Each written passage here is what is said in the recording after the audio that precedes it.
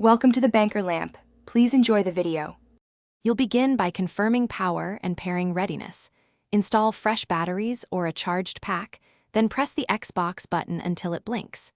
This rapid blink means the controller is in discoverable mode for the console or Bluetooth adapter. Once done, make sure the console is on and within 3 meters for reliable signal.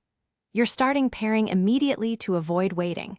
Press the console's pairing button, front on series, sync on adapter, and prepare to watch the controller and console negotiate connection. Next, focus on the actual handshake.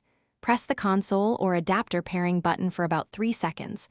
The controller's light should accelerate and then stabilize when found. On Windows, open Bluetooth and Devices, choose Add Device, then pick Xbox Wireless Controller.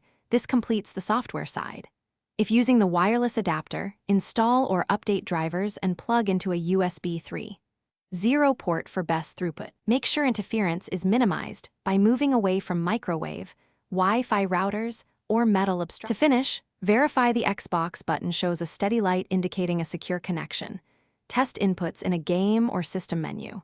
If the light keeps blinking, perform a hard reset by holding the Xbox button for 10 seconds, power cycle the console, then retry pairing. If problems continue, connect via USB cable to update controller firmware using the Xbox Accessories app. Updates resolve many wireless handshake issues. One key troubleshooting tip: swap batteries or try another controller to isolate whether the issue.